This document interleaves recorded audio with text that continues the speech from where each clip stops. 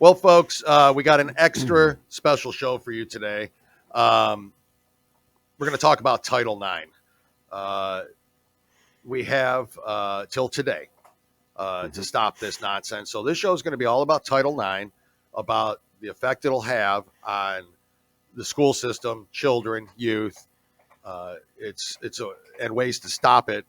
Because the Biden administration is going, full steam ahead with trying to do this. So Jim and I are going to bring you some stories. We're going to bring you some ways that you can stop it. Again, today's the day that we have to stop it. So we wanted to post this extra special episode to review it all. So stay tuned. We'll be right back on the what, Jim? Two Guys, One Coup podcast. See you in a minute.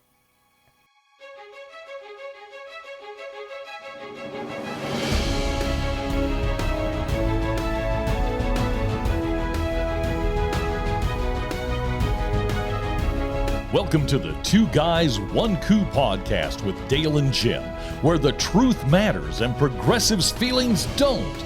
We bring you the facts from the perspective of two average, everyday guys who will never apologize for being America first, for adhering to our great Constitution, and for saluting the flag that our brothers and sisters have fought and died for. And now, here's Dale and Jim. Well, Jim, we decided to do this show today. We'll just let everybody know, give you an extra show this week, mainly for this reason alone. Today, you'll be hearing this on September 12th. Today is the day, the final day we have to stop Biden's implementation of Title IX. We're going to review what that all means again. We've got some stories about, Jim, I'll say, youth that have transitioned. Yeah. It all falls into line. Books that you'll see in school, women's sports. It's all part of the whole Title IX thing. So probably not as much comedy this show, folks, because this is a pretty serious subject, and we have to stop it. And I also want to say this, and I want to thank the listeners, literally thank the listeners, because the show, Jim, that we had, and it was episode 54, I believe, where we interviewed January Littlejohn and Bernadette Broyles, her attorney, Bernadette, the president of the Child and Parental Rights Campaign. That show has gotten so many downloads and so many shares that it means that everybody out there is listening and that they are doing their part to forward it. I hope you all are doing your part to go to the website, childparentrights.org/title-ix, to complete that form needed to stop this. We'll review that again, and we'll review again why it's so important. I know we've talked about it before on previous shows, Jim, but we really, as today is the deadline, we wanted to get this show out there to remind everybody how important this is and how devastating it is if it goes through. So hopefully we can stop it or deter it. And the stories, one way or the other. The stories, we have a name of one person who, I don't believe that's her real name, but it's for protection purposes. And then we have another story where we got it from a very legitimate source. But we're going to hold the name out one because, just for protection. And stuff like that, but they're horrific stories that are happening all over, and and the Title IX is going to allow this to continue, and the parents have no right. And if you, as a parent, if you try to fight it, you'll lose your child. You'll lose your child. That's right. They can take your child away from you. That's how important this is. I think we spoke on the last episode. California is pushing through a bill that will do that already, right? So imagine that nationwide. Imagine the states not having any control. Do I like what California, Jim, we talked about, do I like what California is doing with that law? Absolutely not. It's disgusting. It's hard to believe that they're actually trying to push that through, but it's a state's right. And we don't have to live there. But you and I have time and time again said that, hey, you know what, if a state chooses to do it, and the people so be it. Continue to allow, then fine, that's fine. I mean, that's up to them. But Yeah, because it's sick, but it's sick. But again, we can't be for states' rights and then not like disagree what with does, what right? not like what a state does. I mean, we can not like it, but not we Yeah. could say, oh, they shouldn't be able to do that. Mhm. We want the federal government to intervene. No, we absolutely do not want the federal government to intervene with anything in the world, but or in our lives. But Jim, before we get started on that, just briefly, and we're not going to talk about it, but Queen Elizabeth II did pass away, like her or not, and there's a lot that don't, and I get that. And there's a lot that don't care because it's a monarchy, and we don't care. I mean, we sure didn't care about the monarchy in 1776. Right. You know, I mean, why should we care about it now? And I agree. Although I find Queen Elizabeth's life pretty impressive. She was fascinating. I mean, yeah, Fascinating the story of her person. was very, yeah. Yeah, both good and bad. There's good and bad. Trust me. When you are 70 years as a leader, there's going to be good and bad. There just is. There's going to be decisions you made 70 years ago you wouldn't make now. There's going to be things you said 60 years ago that you would never say now. Right. You know, that's just how that works. But remarkable person, remarkable life, and you know, saddened to hear that, and even more sad that we now have King Charles the Third. That's probably in the biggest, place. That's probably the biggest This guy. Oh Lord, you know. Anyways, good luck to them.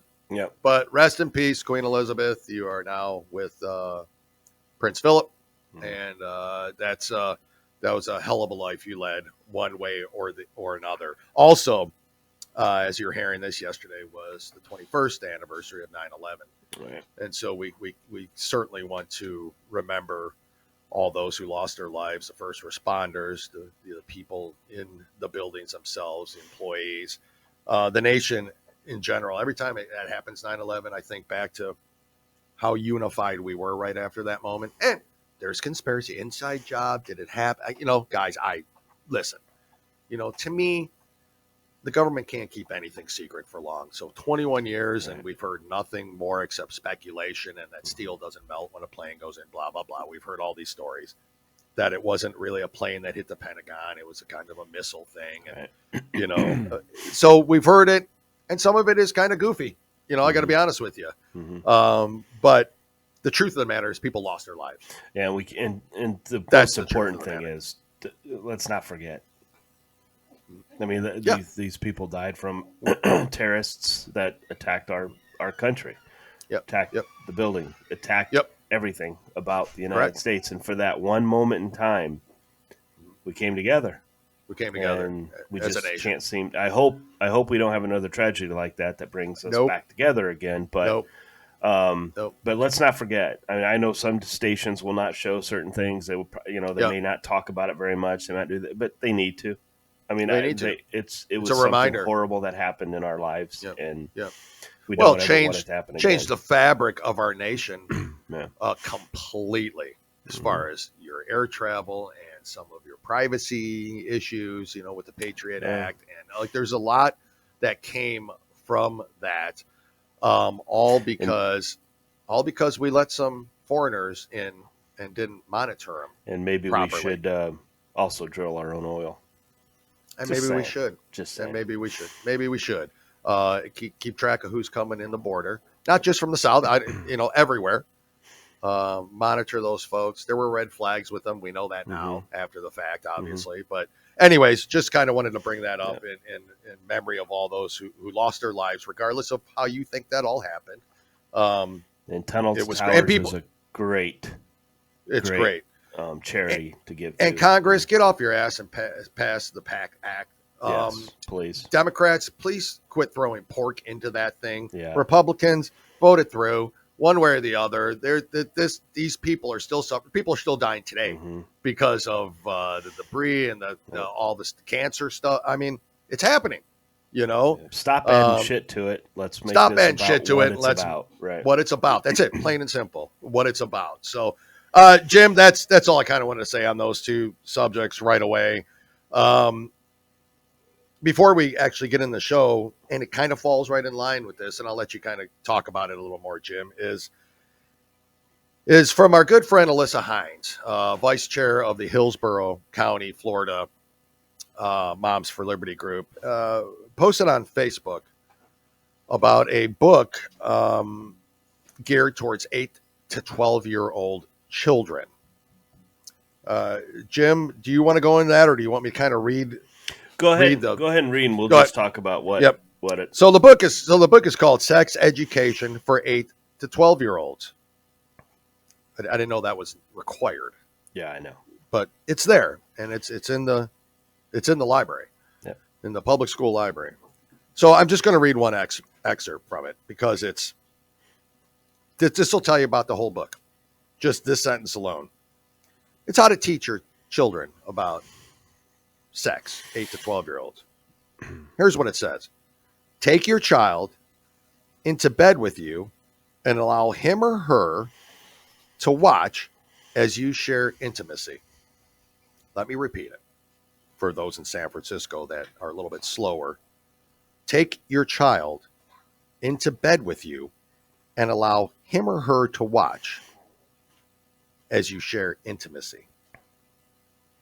Are you kidding me? What's up there? I'm sorry. That's all right. As long as she doesn't mind. Yeah, I don't mind. And if you're not watching or listening, if you're listening, you have no idea what we just talked about. If you're watching, you'll see what we just talked about. At any rate, can you believe that? No, I mean, can you? How many of us happening? were traumatized if we've ever walked in on our parents, or whether we've seen anything like that, and now they're suggesting that this is a way to no. This is how it should be done, or how it should. Yeah, no. That is really that I every day it shocks me, but that's not happening. Yep, it's not happening. It's not in the schools. It's not there. There's nobody that has access. That they're telling you to take your kid into bed while you have sex with your partner. Yeah. What? First of all, I love you, Mom and Dad. for the love of God. Yeah. If I ever see that today, count me out. Let's get something clear. This book was written for 8 to 12-year-olds, but yes, it's all ages. That should never happen. That should just never happen. And so that's like saying having the neighbors take your child in because the parent would be too creepy. But watch the neighbors do it. No, that's creepy too. It's all creepy. It doesn't matter. But the point of the matter, this is another book that was found in a school, and thank you, Alyssa, for sharing it. And please, thank you. It's disgusting. I mean, why do we have to sexualize children? They have so much. There's so much pressure on them right now, learning, getting educated. And they're not, for one thing. We know that for the test scores. Yeah, they're just being used like lab rats by the left, and that's all you can say. That's all you can say. But again, folks, just so you know, that the name of that book is Sex Education for 8 to 12-year-olds. Anna LeBlanc, LeBlanc, is who authored that book. Craziness. But we kind of wanted to just kind of go into that real quick before we start. We've got a lot to cover on the Title IX, Jim. Before I think I want to approach this today, Jim, if you don't mind. We didn't kind of talk about like who's going to go first and who's not. I kind of want to go over the what's at stake for Title IX, and then we can get into kind of the stories and things like that. Well, I've got one thing to share about Planned Parenthood, but I'll do it after you. No. That's yeah. So we have some things. I also have, we have our stories that we want to get to, about kids who are affected by what could happen if Title IX gets implemented. So we'll be right back. I'll go first. See you in a couple seconds.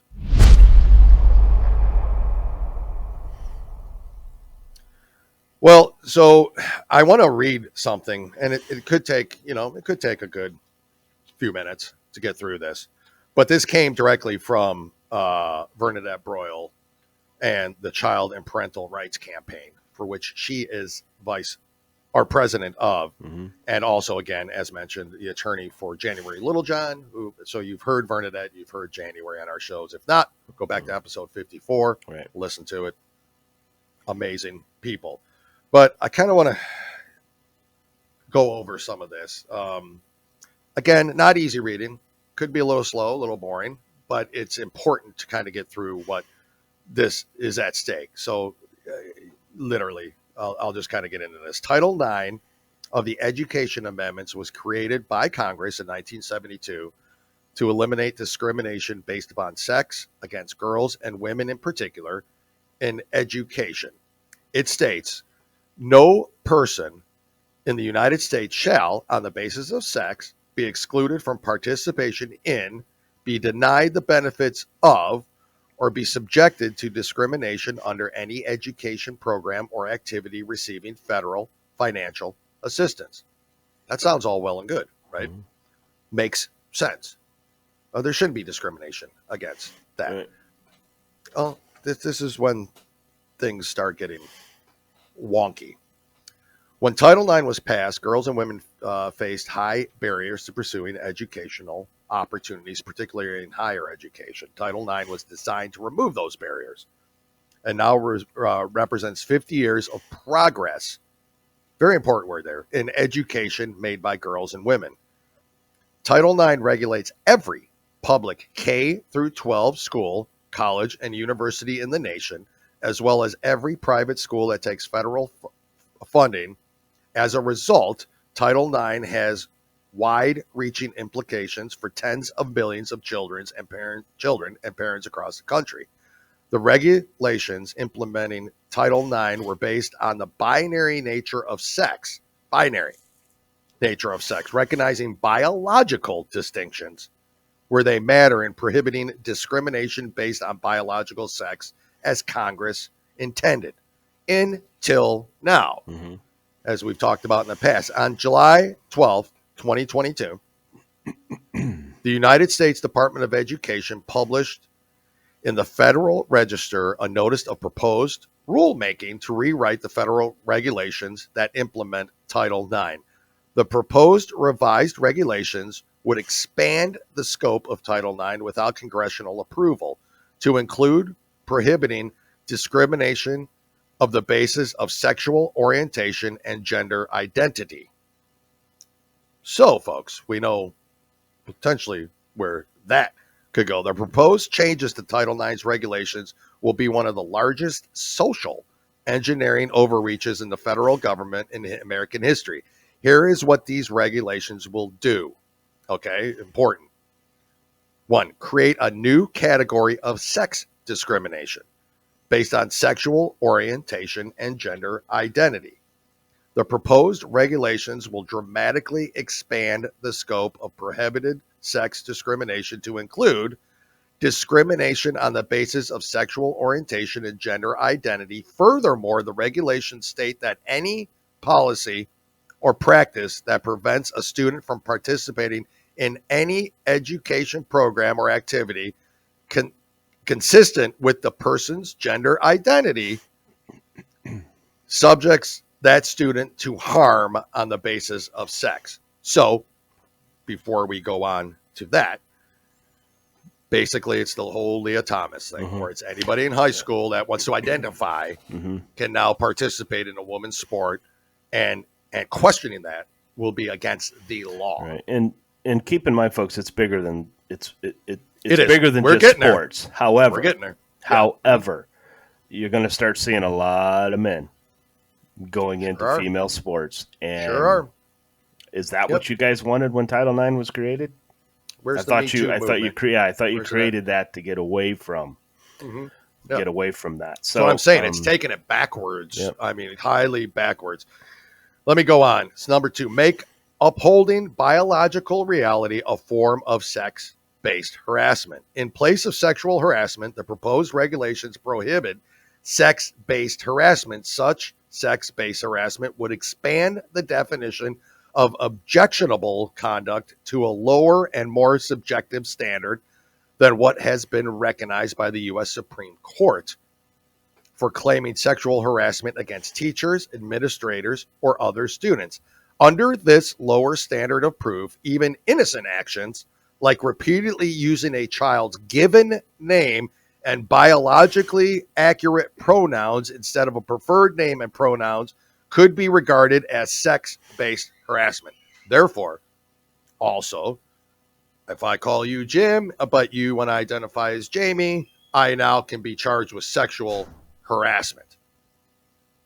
3, create a head-on collision with parental rights.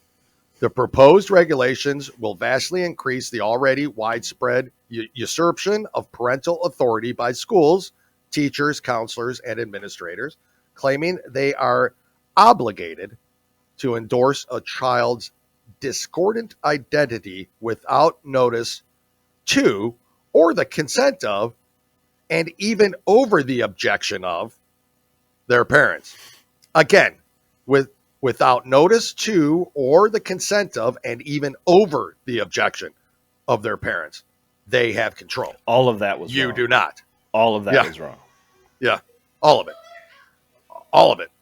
Jim, do you want to shut the door real quick, or do you want to? No, seriously. I mean, we can move on. Yeah, it's a podcast, dude. Let me shut it. Yeah. All right.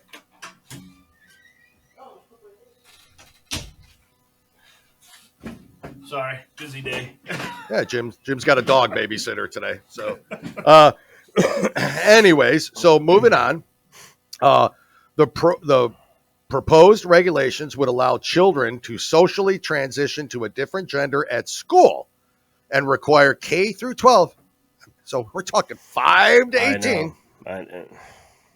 Schools to affirm a child's asserted gender identity as a matter of federal law. The regulations do not require notice to or the consent of the child's parents, the involvement of medical professionals, or legal documentation. Social transitioning of children involves life-altering decisions affecting the health and well-being of children that school officials are not qualified to make. We've talked about that 100 times. I'm gonna move on. There's more on that, but let's get down to this next one. It requires schools to open up their privacy facilities based on gender identity. So here we go. While schools can still have girls' and boys' restrooms, locker rooms, and showers, because the proposed regulations prohibit discrimination on the basis of gender identity, schools would be required to permit biological males who identify as females to use privacy facilities, such as showers, set aside for females and vice versa. Girls and women who use these facilities would have to surrender their right to privacy and be placed at increased risk for harassment or assault by males who claim a female identity. Predatory actions is what they're allowing. Yep. We already saw it in Loudoun County a couple of years ago, right? Or last year, where a male identified as a female, raped a girl. Maybe raped 2 girls. I'm not quite sure. I don't remember. Raped 1 girl and then was moved to another school and raped another girl in the female restroom because he identified as a male or female because he identified as a female. We've already seen it. This is going to open it up to. And for all you liberals out there that are sitting there saying, "Oh, those are just small incidences," they're going to become huge incidences here pretty soon. And keep in mind, go on, Jim. And this is what we're fighting for. This is why it's not. It's this type of action.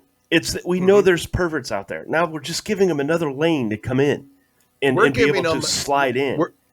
We're giving them not just a lane, but we're approving it. Yep. When I say we, I mean this approves these actions. Yeah. They'll sit there and claim, well, of course we're not against rape. What are you doing to stop it? Exactly. You're only encouraging it at this point.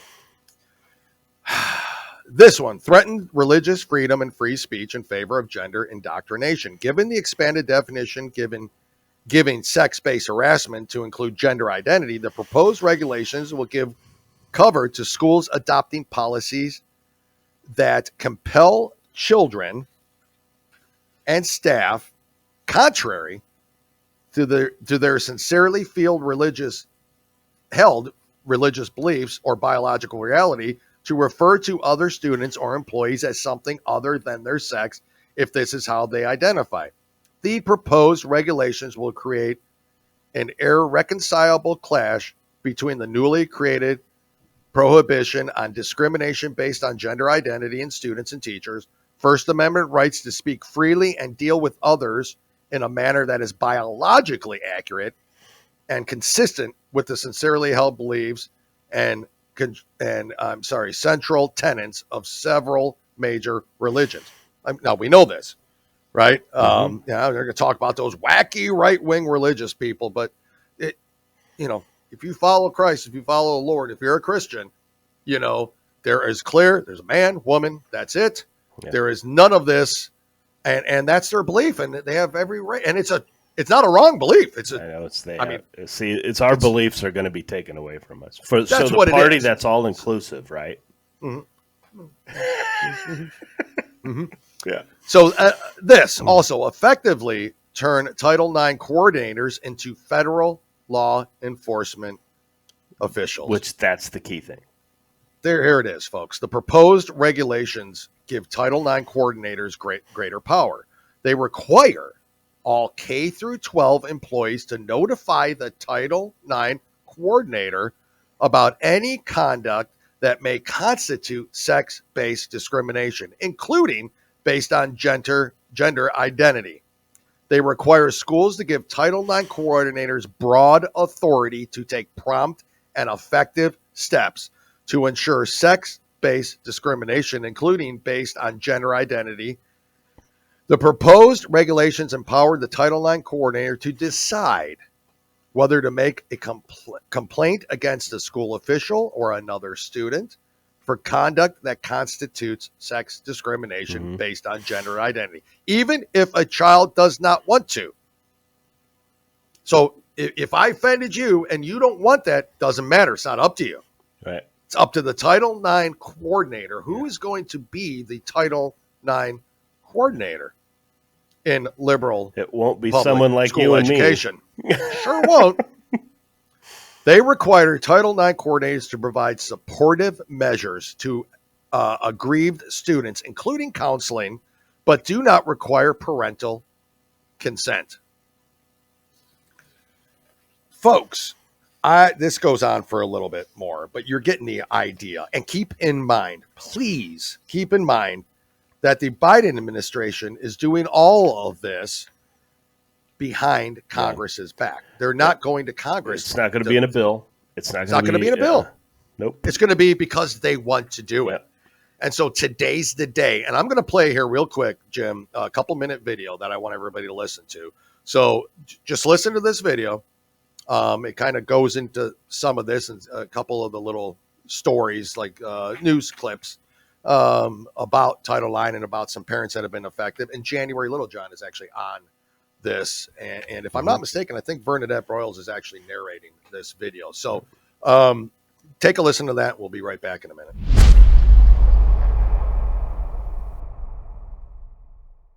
A mother and father in Florida are suing their school district after their 12-year-old daughter attempted suicide at her school. According to the parents, it was only then that they were notified that she had been receiving counseling from the school about her gender identity and that it was kept from the family because of their Catholic faith. I immediately called the school and was told I cannot be given any information about the meeting because my daughter was now protected by a non-discrimination law. Essentially protected for me. They presume me to be a danger to my child. Title IX is the landmark law passed in 1972 that banned sex discrimination in all federally funded K-12 and college education programs and sports. Now, 50 years later, the Biden administration is working to undermine those sex-based protections and to promote radical gender identity ideology as mandated policy in our schools. On July 12th, the administration announced their intention to rewrite the scope of Title IX to include sexual orientation and gender identity, all without congressional approval. The new rules would universally undermine biological sex and endorse an ideology that teaches children they can be born in the wrong body. They would allow school officials to authorize a child's gender transition at school without requiring the consent of their parents. This will do children medical harm. Many children will go on to chemical and surgical changes that end in sterility, infertility, and lifelong sexual dysfunction. Ironically, these changes would hijack the equal opportunities it once provided girls by forcing girls to share private spaces and to compete against biological males in their sports. The administration is required to consider the negative impacts of its proposed rules. Parents, educators, and community leaders must make your concerns known by submitting public comments through the online portal telling the administration why these new rules should not be adopted. You must do this by September 12th. Visit our website for more information, a link to the federal online portal, and resources to help you.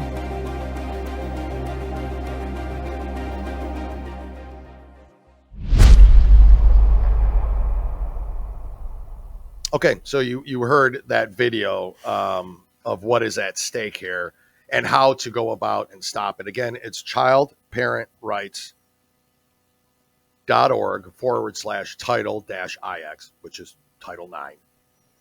And complete that. Today's the day. Mm-hmm. Today's the deadline. Yeah. Today's when it has to be done.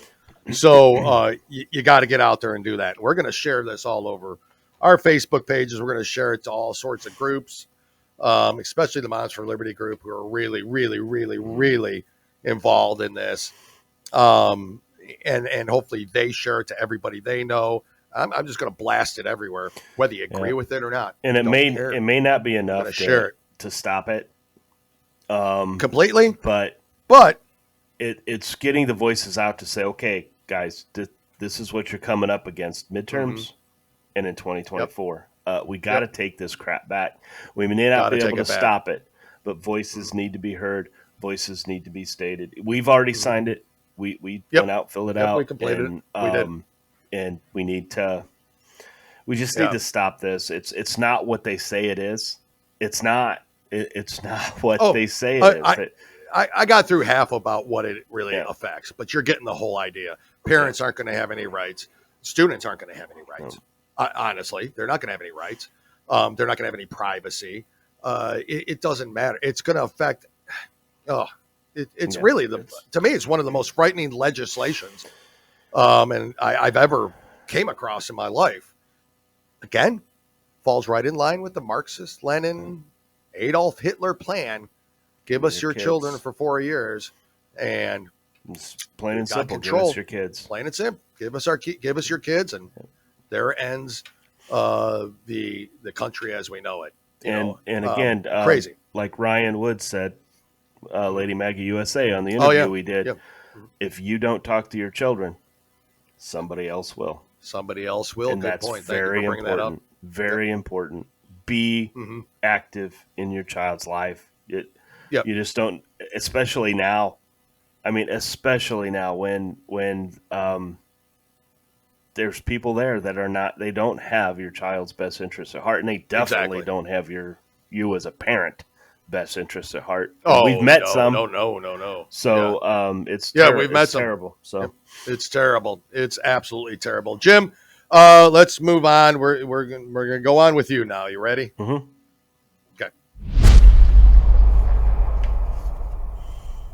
Okay. Our good friends at Planned Parenthood have found another way to make money. Apparently, the abortion business has been affected, to some extent. I mean, most states they're allowed to. So they have found another way to make money. And this goes right in line. And I'm not going. The whole article has a lot of the abortion things and about abortion and all that. I'm not going to go into it. We've already done all that. Nope. But as for gender affirming care, its growth has not gone unnoticed by Planned Parenthood. It's growth. Planned Parenthood. Sad. Planned Parenthood annual report for 2018 and 2019 made no mention of hormone treatments for transgender patients, but its last two annual reports have touted it. Wow. According to its most recent annual report, Planned Parenthood has clinics in 33 states and the District of Columbia that provide cross-sex hormones to people who identify as transgender. Now, some people are going to say, well, that's 18 plus and everything else. Well, yeah, okay. Okay. In 2020, Planned Parenthood's website claimed nationally, Planned Parenthood is the second largest supplier of gender-affirming hormone care, though that claim has since been scrubbed from its website. Oh. About 1.6 million Americans identify as transgender, and that number is growing quickly. A report released last year by the Williams Institute at the University of California of Los Angeles, UCLA, shows that the number of young people identifying as transgender doubled between 2017 and 2020, and now represents between 1.3% and 1.4% of all Americans under the age of 24. So we go from less than 0.5%. We are now up at 1.4%. Wow. Given the growing market for transgender services, the financial incentives for Planned Parenthood are considerable. Last year, Abigail Schreier, author of Irreversible Damage, The Transgender Craze Seducing Our Daughters, published an interview with Planned Parenthood employee who supports the organization's core mission related to abortion, but has serious misgivings about how Planned Parenthood is doling out hormones. According to the employee, trans-identifying kids are cash cows, and they are kept on the hook for the foreseeable future in terms of follow-up appointments, blood work, meetings, etc., whereas abortion are hopefully a one-and-done situation. So, the person comes in for abortion, they do it, get the money, person leaves, probably never sees them again. That's it. Hormone therapy is not the case. Keep coming back. Keep coming back. The cost of prescriptions, the cost of prescription hormones alone can vary from around $400 to $1,500 a year, not including the cost of blood tests and other medical services necessary for transgender treatments. This is all coming out of your pocket, folks, when you have to pay this. Now, we know Planned Parenthood's trying to get everything funded by federal, so let's keep an eye on this. The Planned Parenthood employee further told Schreier that 1 or 2 new biologically female teen patients were coming to the clinic she worked at every day. They were sent to a gender counselor at the clinic with no actual professional credentials or formal training other than being a male to female transgender person. Oh my gosh. So, a male to female transgender person is counseling your children. Yep. The gender counselor, they're counseling to do. The gender counselor would send notes to an actual licensed mental health professional somewhere off-site and rubber stamp approve the patient to begin their transition. Come on. This is basically how they circumvented the requirement to speak to an actual counselor. Such apparent vulnerabilities in its operations suggest that Planned Parenthood's effort to, in Johnson's word, reimagine and reconstruct something better in a post-Roe environment remain unclear. If they were a healthcare provider interested in women's issues such as prenatal care, if they were interested in essentially providing any other kinds of service, they might find different ways to continue to engage, says Studnicki. But my expectation is that over time, Planned Parenthood, at least as a clinic, will disappear in communities where abortion is restricted. So they're going to find money somewhere else. And guys, if you don't think there is an all-out war on your children, Planned Parenthood is coming right after them. If your child goes into Planned Parenthood, and let's say it's a female, dress like a boy, dress because they want to dress like a boy. They feel more comfortable. We used to call them tomboys, remember? They want to dress like a boy. They go in and talk to them about how I can't fit in at school. I can't fit in at school. That's right. Yep.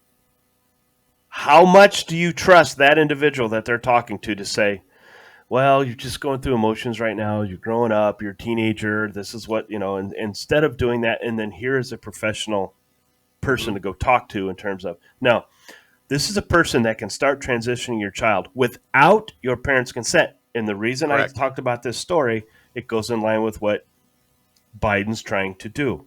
Take the parents out of it. Out of it. Correct. This gives the parent kids another avenue to go talk to someone without the parents' It knowledge. sets the precedent. It sets the precedent. And so Planned Parenthood, I'm sorry, for all you people out there who think they're wonderful, first of all, they lied about the breast. Remember the mammograms that they lied completely about that. Sure did. So if you think for a minute that they have the best interest of your child at heart, this is money.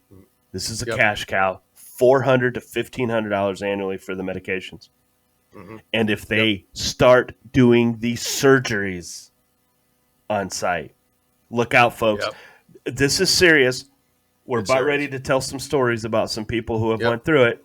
Guys, this isn't made up. This isn't the right forming this little thing. This isn't Moms for Liberty making up these wrong claims that are going on. This is happening. This is happening. If you're watching CNN, MSNBC, and all these other networks, and you're not seeing it, NPR, because I've got some people in my family They're the worst. Listen to that. They're the worst. You're not seeing this. You're not hearing this. Nope. So when you hear people like us talk about it, you're thinking, oh, come on, that's not happening. It's happening, and we need to act. We got it for the sake of our children. I mean, we can be a disagreement with who the president is. We can disagree with that. We can disagree with how the economy's going. But if we can't come together to protect the most unprotected group in our country, children, and vulnerable, we got to do it. You got to fight. This Planned Parenthood doesn't give a shit about those kids. They want the money. They didn't give a kid. They don't care about people coming in for abortions, giving them mental evaluations. They don't care. They didn't do it. Do not care. And when somebody wanted to do it, wanted to counsel you, and this is they were gone. So this is the group, guys, that your children can go in, set an appointment with them, and you will never know. Correct. So not only are the schools could be an issue, so could a Planned Parenthood. So could Planned Parenthood. Yep, that's right. It all falls in line with Title IX and what they're trying to do. Like I said, it sets the precedent. It allows legal action then to take place when I sue Planned Parenthood because they took my underage daughter and started giving her puberty blockers. Right. Well, now it's, wait a second, Title IX's in place. We're allowed to do that at school. We're allowed to, okay. I mean, it only makes sense. They could do it at a medical facility like Planned Parenthood. And keep in mind, scary. Keep in mind, you're going to sit here and say, well, this is all of this will eventually go to the Supreme Court and they won't allow it. It's taken away, they're going to be for parental rights. You think? In 2022, if the Republicans don't win back the House and the Senate, and they have another 2 years, you don't think they're going to stack that? You don't think they're going to push to stack the Supreme Court? Sure are. You don't think they're going to be able to bribe Manchin and Sinema again to vote with them? Guys, our civil liberties, our children's protection, everything, we are at a crossroads right now. And can't emphasize it enough, Jim. Cannot emphasize it enough. Because if you sit there and think that they won't try to stack this comes first, and then when they see all the lawsuits that are going to go to the Supreme Court and realize that we have people in the Supreme Court right now that actually, this is a violation against the Constitution of the United States. We can't allow this to happen. Guess what? You expand it. Yep. So now you've got a 7 or an 8-7 ruling. Whatever. For liberals. Whatever it gives them their right to do it. Whatever they get to that point. So let's say they go 15, 8-7. That is okay to do. Guys, this is serious. So got to stop it. Got to stop it. Jim, thanks for bringing that up. I did not know that story. I don't know how many people out there did. I'm glad you found it and reported on it because, again, it's just another avenue for them to indoctrinate and mutilate children. That's it. And for those of you who say it's not happening, it's just made up, it's fake news. Try reading something other than NPR. Just please, because they're not going to talk about it because they're for this. Anything. They're the worst. They're probably supporting it. So anyway, it's right. They are. Anyways, Jim, thanks for doing that. We'll be back in a minute with another segment.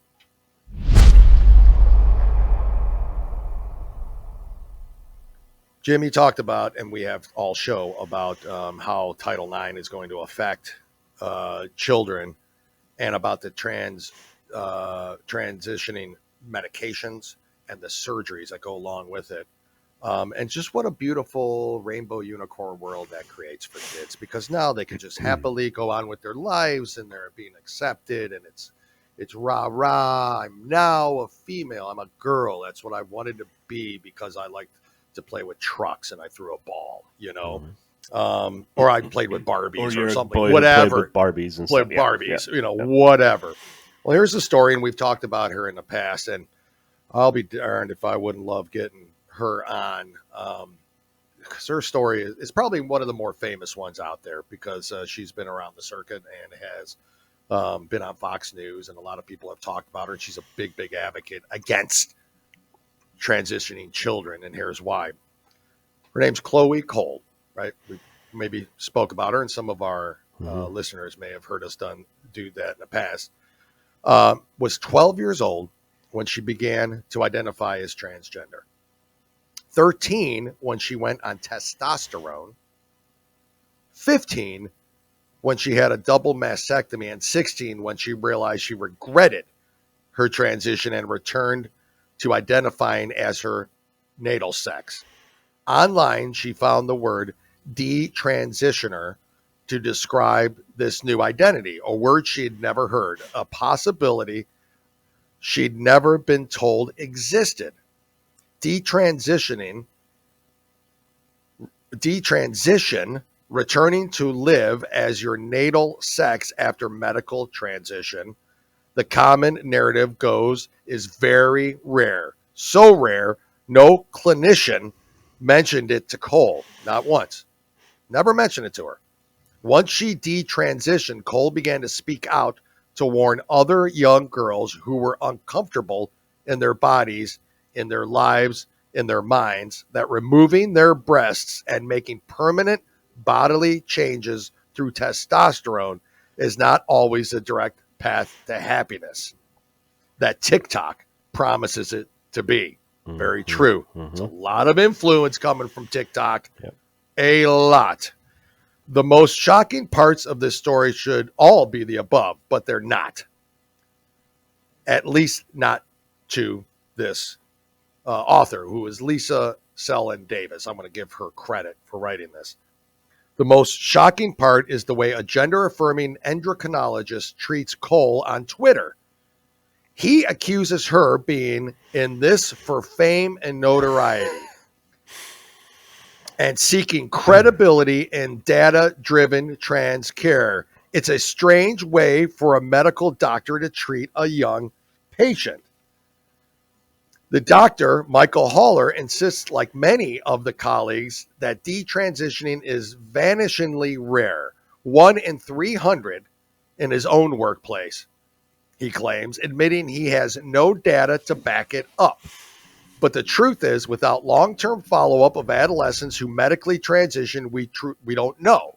And it's true, we truly do not know. We do not know. And we don't know, in a sentence that we should hear over and over again from clinicians in this field. Amazingly, Haffer is quoted in this Washington Post article about whether libs of TikTok should be suspended from Twitter because it posted Boston Children's Hospital's own videos about performing the kinds of surgeries on minors that Chloe Cole regrets, which is characterized as harassment. And we played a couple of those videos a few episodes ago from Boston Children's Hospital, their own videos, and how the libs, these whacked out doctors, want to remove like libs of TikTok and get them banned because they're playing their own videos, right? Their own disgusting transitioning videos. Real quick, can I, jump in. We're going to say this a couple times through the show, but we can't stress this enough. The key phrase in there, we don't have enough long-term data.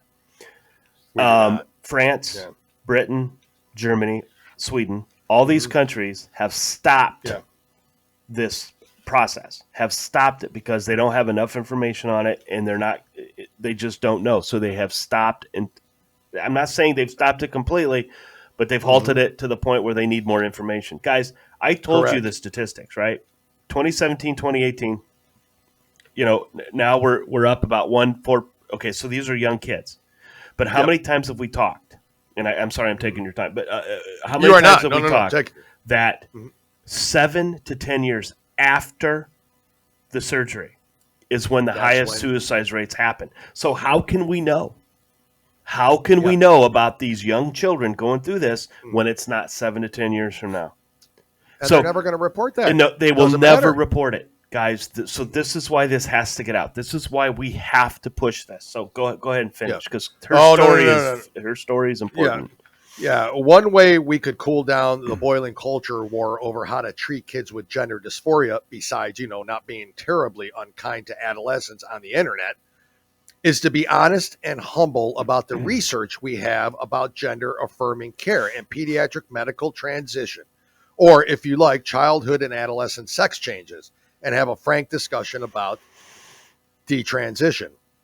Instead, many in the field of gender affirming care are working hard to make sure that detransition is not associated with regret or seen as a negative outcome. There's a battle for the world, with one cohort insisting it should include people who detransition for external reasons, cost, access, shame, and stigma, and another trying to claim that it is for those who do so for internal reasons.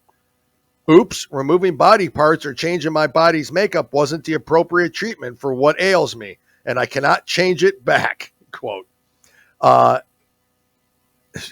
There's a from Tulip R. Ritchie. It's a tweet. Okay, it says it's infuriating to see trans people propel the lie that people detransitioning because of a lack of acceptance. How about this one? Detransitioners will retransition because of a lack of acceptance from their friends and family. Right. Yes, there are many reasons why a person who medically transitioned would stop meds or try to reverse surgeries and return to living at their natal sex, including adverse medical reactions and an intolerant environment. And we should have a word for that phenomenon or collect data about those folks so they can get good health care. But the many detransitioners speaking out on social media don't want the word talked about by others who would muddy its meaning and try to deny their existence, because they want their experience to be heard and understood, to affect healthcare policy here the way it has done in other countries, and have evidence-based, careful, slow, non-ideology-driven mental health care that embraces the lived reality of detransitioners. That's often the exact argument used by trans folks. Don't deny my reality and don't deny me health care. That's what they say. Mm-hmm. That's kind of what it goes into as far as Chloe's story. It doesn't go into her full story. I be honest with you. It's just about who she is, right. And about the doctor, Michael Holler, who clearly is saying that she's only in it for the money. Right. It is absolutely crazy to me. The story does go on about detransitioning, and it is very important to know that. But just know, folks, that there are people out there speaking out about the ill ways that this has taken place in their life. I have to question also, and I don't know, and that's why I'd like to get her on. How did her parents allow her to do this? Right. Or did she do it without parental knowledge? Right. That's the key. That's the key. Important to me. Did that happen that way, or did the parents know and they were being supportive? And I'll tell you why. Because parents don't know. Yeah. They think it's like if your son came up and said, "Dad, I'm gay." Okay, we have to be accepting of that, right? To me, they're trying to make that as accepting as, I think I'm the opposite sex. Oh, okay, so now we need to move forward with this. Yeah. So they that's what they're trying to do. But go on. You get attention. Yeah. You get attention. You see it all the time. Yeah, oh my God, look what my child's going through right now, and the risk, the attention for the child's security and safety. So, and you know why that doctor said, really honestly, that she's in it for the fame and fortune, is because Chloe retweeted, "Oh my God, Joe Rogan follows me." Mm-hmm. So he thinks that's the only reason she, who had cut her breasts off, who had gone through all of this and now is transitioning back, she went through all that just to be famous. This is a healthcare professional saying this to her over social media, which is allowing them to say it. Isn't that amazing? Too. So, oh God, I'm just shocked by it. Yeah, Jim, that's kind of, I just wanted to kind of briefly go over Chloe's story. Again, we're trying to get Chloe on. It's a hard get. Yep.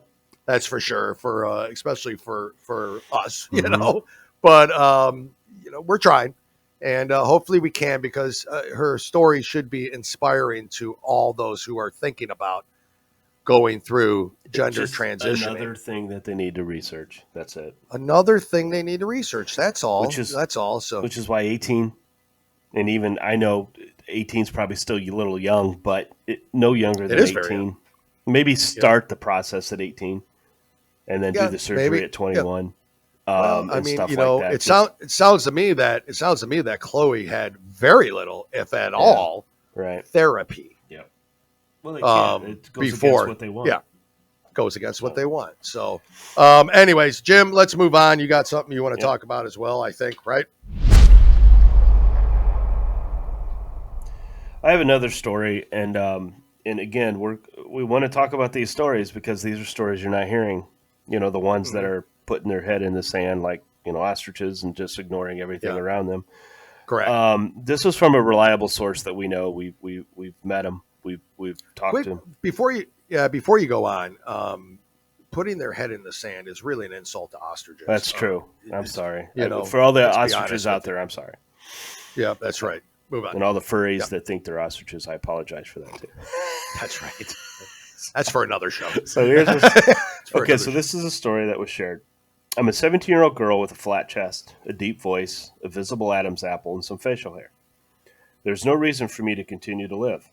I destroyed my life, and I feel like all hope I have is stupid for me to have. I don't think any person will ever want to date me. Before all this, people were into me, but I destroyed that. Now no one is ever going to like me. There's nothing I can really do without getting reminded of my past and how much I miss it. I feel ashamed of what I did. I'm scared people will never let me do decisions on my own anymore. I was just a kid, and I would have needed someone to help me accept myself, but my therapist didn't question my transness. I can't stop thinking about the life I could have had. I also think other people will now believe that they are something better than me. I love my mom. She's an amazing mom. She stopped me the first time from transitioning, but the second time she was also brainwashed and sadly thought that when all these professionals say it's the right thing to let your kid transition, then it must be the right thing. She thinks it's all her fault, but it isn't. I want to kill myself, but then she will feel even more miserable. How can I kill myself and let her know that I want her to be happy? I'm 17. Wow. Now, it goes on to say, how can I learn to accept that I can't go back in time and undo my transition? How can I accept the fact that I made a mistake when I was 14? How can I stop being angry at the so-called professionals that allowed me to go on hormones and to have top surgery this young? I have way too many emotions in me, and I can't deal with them anymore. Every time I see an item that I have used or seen before my transition, or at least before my top surgery, I get depressed. I remember those times and I grieve what I lost. I can't go to places I have seen before transition without feeling pain. My remorse is tremendous. I can't deal with it. I can't imagine that I will ever be happy again. Any positive stories of detrans people in this sub who are able to be happy again? I don't want to always have to explain myself to people. I just want to live my life as a normal girl. I'm 17. I can't go to school as I'm mentally not able to. I miss my old voice and my old body. I see girls my age and can't put in words how extremely jealous I am that they can just be happy in their body. Why did I have to do this? I need hope. I need to hear success stories. Any detrans people here that can give me hope that one day I can be happy again. Well, wow. Chloe would be somebody that I would have reach out to. For sure. Guys, hopefully that's the case. These are true stories. These aren't made up. These aren't people just writing these stories out there because we mentioned this. There's not enough information. This little thing didn't start until, 2018, 2019, when we really started getting into this. We're not 7 years down yet. Mm-mm. And they want to do this. They want to castrate our children. And you've heard Ryan Woods, a.k.a. Lady Maggie USA, and other people that were on the show. If you start the puberty blockers too soon, you'll never have the sense of orgasms. You won't have that feeling. You won't have that to go through that. So how happy will you be eventually? Because eventually that proud of you state of mind, those people that have been proud of you, those professionals that you go talk to, they're not going to be there 7 to 10 years down the road because you're done. They've got out of you what they needed to get out of you. Yeah, they don't need any more money. Exactly. They can't get any more money out of you. So there's stories out here all over the place, guys, and that's why, again, it is why we're doing this show. We're bringing these things out. There's kids that are hurting. There's kids that are suffering, and there's future kids. And again, we can state this one more time. If you don't talk to your children, somebody else will. Yep, somebody else will, for sure, and are currently doing that. And it's a lot of it's within the school system, and it's their peers. And what we're seeing, Jim, is a lot of the transitioning or wanting to transition is girls wanting to be boys. Right. That's a majority of them. It's insane. I don't get it. I don't know why this is happening. I don't know how this is happening. I don't know I don't know where it started. I don't know how it started. I know the left wants it. I do. I mean, I firmly do. Not to make it a political issue, but Title IX is a left. Yeah. Well, right now they're progressively left legislation. I can't. So, I sit here and think, why are they doing this? Why do they think this is okay for a 14, 13, 12-year-old to make a decision that just because they don't feel comfortable in their body, oh my God, they must want to be the opposite sex? They know it's not okay. This is not normal, guys. Whether you want to listen to a scientist or not that says, oh, the doctors and parents made a mistake when they assigned you male or female at birth. You are male and female in your body. You have estrogen flowing. You have testosterone flowing. You are a man and a woman. That is who you are. You are asking for medication to change that about you, which it's never going to 100% change, guys. It will never 100% change it. And then the surgery, it's not going to do it. It's not going to 100% change it. So that's why 72. It might make you look the part. Exactly. You're just never going to be the 7 part. to 10 years down the road, those feelings, they're going to conflict. Yep. Now, God bless the ones who have done it and who have been successful with it. God bless you. Okay? If you did it, fine. You know, you did it. But don't let children do it. It's one thing for an adult to do it. But children. One thing for Bruce Jenner to do it, which was odd enough. Right. But that's plenty of years he's gone through in his life. So if that was his choice, damn it, he's an adult and he did it. And it's not illegal to do. And it's okay to disagree with it. For an adult. It's okay, to disagree with it. Just like Lady Maggie USA said, we can disagree with each other, but you can't take the right away from that person. Correct. But kids, do they really have the rights? Do they? Well, Jim, we talk about all the time. Jim, how old do you have to be to drive a car? How old do you have to be to buy cigarettes, to buy booze? How old do you have to be to join the military? But to make a drastic change in your life, how old do you have to be to live on your own? You know, to rent a car, to 25 to rent a car, 21 in some cases, 25 to rent a car, but 14 to get a double mastectomy. Can anybody justify this? Can anybody? You know how they justify it? Well, if that's what they want to do, you got to support them. You need to support them. A trophy shit. You need to support them, but proper support. No child that's right. ever that's right. And should start transitioning before you're 18, and even then it's questionable. I get it. But no child should ever start. And it's not like I don't have sympathy or empathy for them. I 100% do, Jim, and I want to get that across. I'm not saying they're whack jobs, that they're just, they're lost souls, like there's no help for. I'm not saying that at all. I mean, God bless each and every one of them, and they need help. They don't need surgical help. They don't need things that stop their natural growth process as a human being that they were naturally born with, that the one doctor was correct in classifying you as.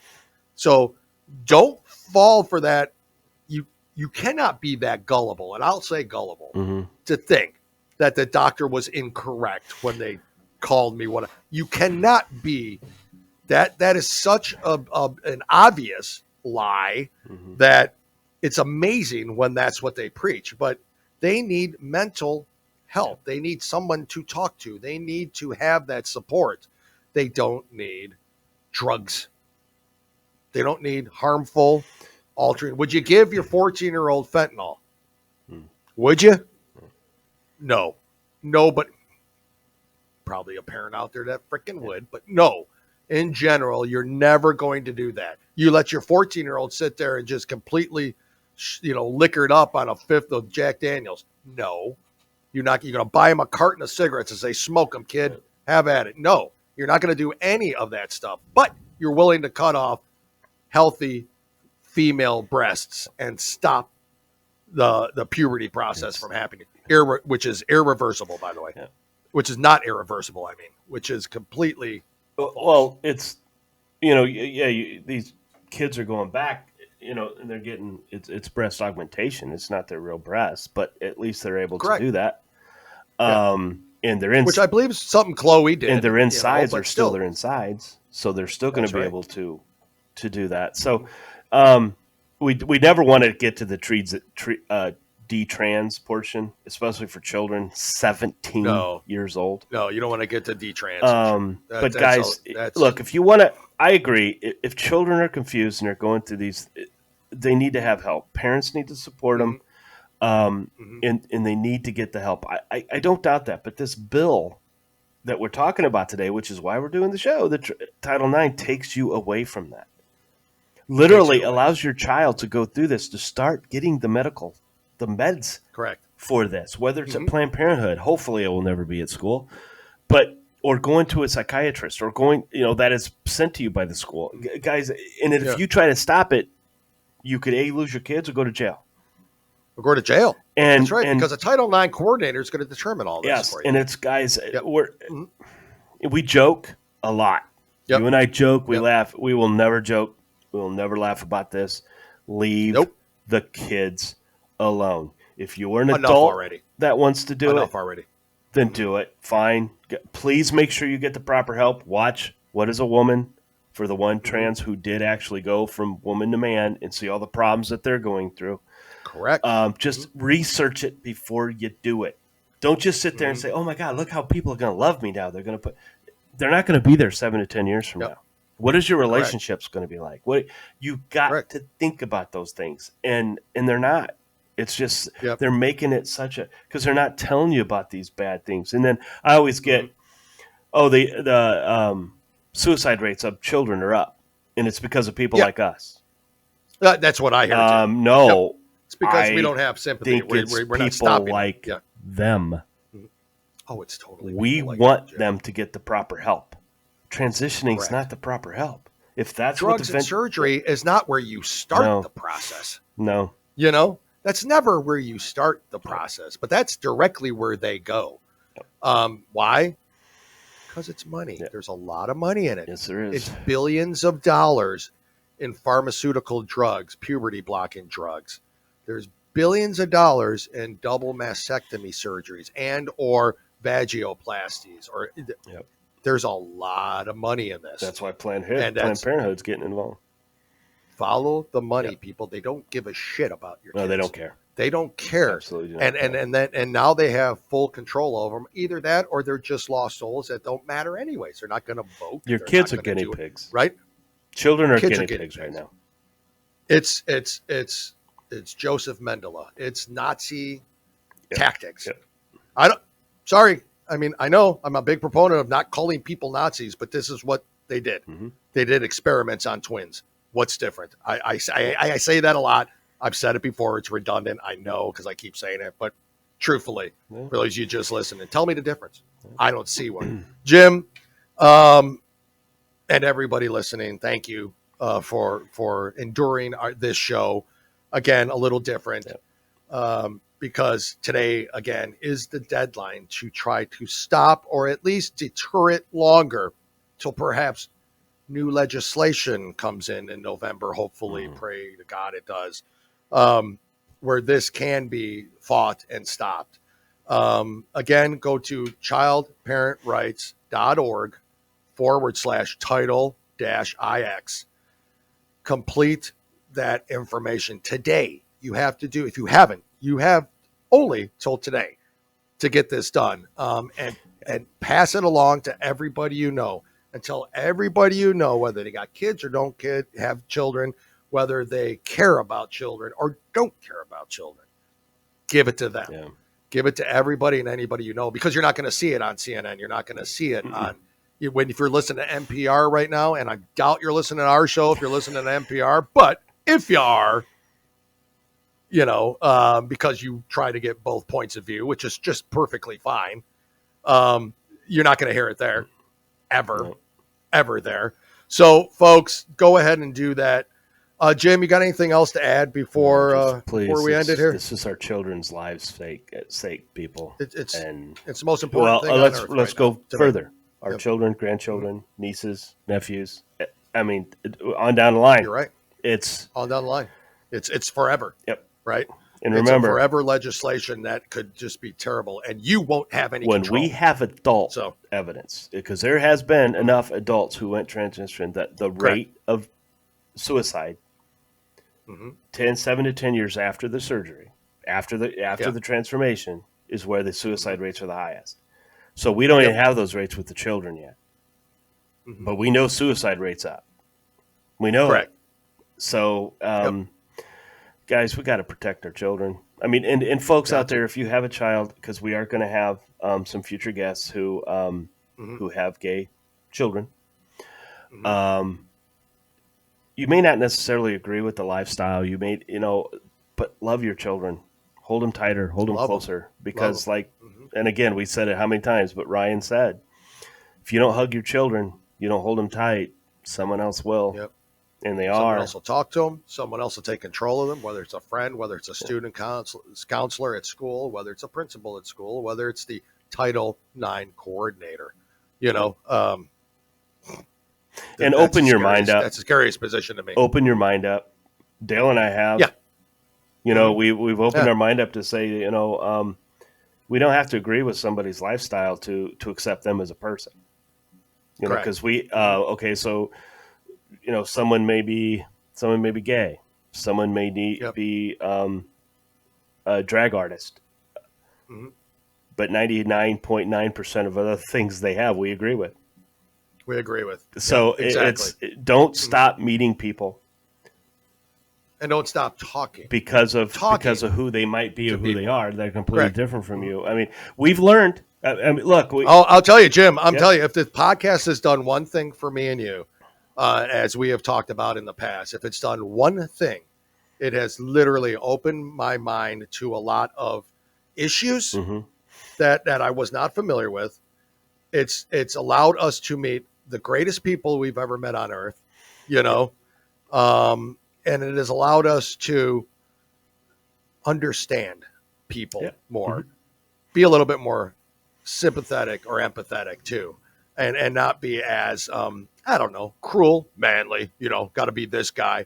It really has. I mean, and nothing else comes from this podcast that has been a benefit to both you and I believe. And far as our human growth, we still joke, and we'll always continue to joke because that's for who sure. we are. But for sure.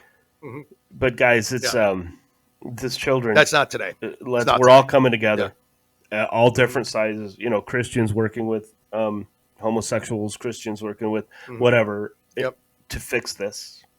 You don't have to agree with, like I said.